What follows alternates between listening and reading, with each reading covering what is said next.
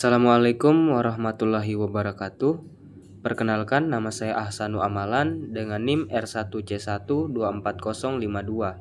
Saya dari kelas B, jurusan Teknik Geologi. Di sini saya akan mempresentasikan tentang komponen utama penyusun batuan karbonat. Oke, langsung saja. Batuan karbonat, misalnya batu gamping, limestone, dan dolomit, yang tersusun oleh mineral karbonat seperti kalsit, CaCO3, atau dolomit, CaMgCO3.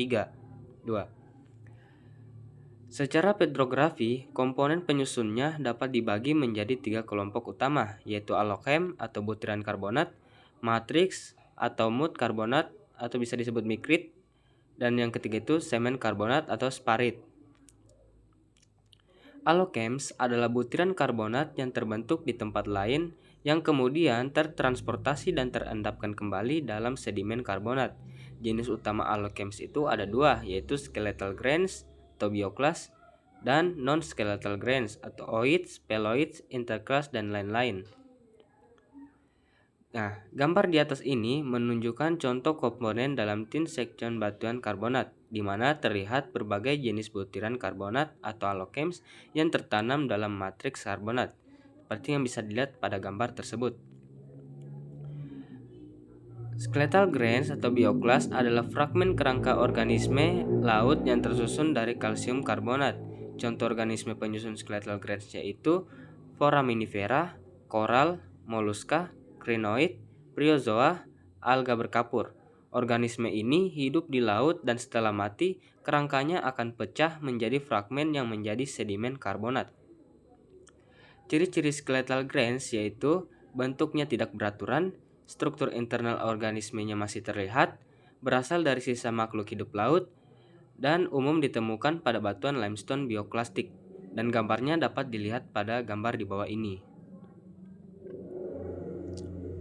Lalu, allochems non-skeletal adalah butiran karbonat yang tidak berasal dari organisme, tetapi terbentuk melalui proses kimia atau pengendapan karbonat di lingkungan laut. Jenis-jenis non-skeletal grains yaitu yang pertama ada ooid, butiran kecil berbentuk bulat dengan lapisan konsentris yang terbentuk akibat presipitasi kalsium karbonat di laut dangkal. Yang kedua ada peloid atau pellet, butiran kecil karbonat tanpa struktur internal yang biasanya berasal dari kotoran organisme atau agregasi lumpur karbonat.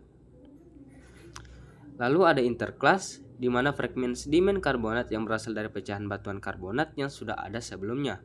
Lalu ada oncoid, butiran karbonat berlapis yang terbentuk karena aktivitas mikroorganisme seperti alga. Lalu ciri-ciri non-skeletal grains yaitu bentuk bulat atau oval, tidak menunjukkan struktur organisme, terbentuk dari proses kimia atau aktivitas mikroorganisme. Gambarnya dapat dilihat pada gambar di bawah ini. Lalu ada matrix, yaitu pengertiannya adalah lumpur karbonat yang sangat halus yang menjadi matriks dalam batuan karbonat. Mikrit biasanya mengisi ruang antar butiran allochem. Lalu karakteristik mikrit yaitu yang pertama ukuran kristalnya sangat kecil, lebih kecil dari 4 mikro.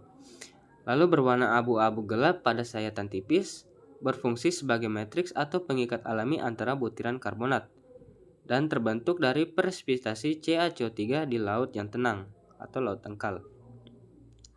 Nah, gambarnya dapat dilihat pada gambar tersebut.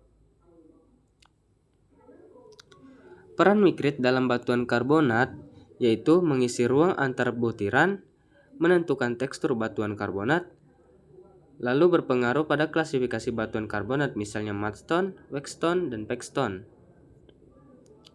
Dan itulah dia tentang presentasi saya mengenai komponen utama penyusun batuan karbonat. Sekian dari saya. Wassalamualaikum warahmatullahi wabarakatuh.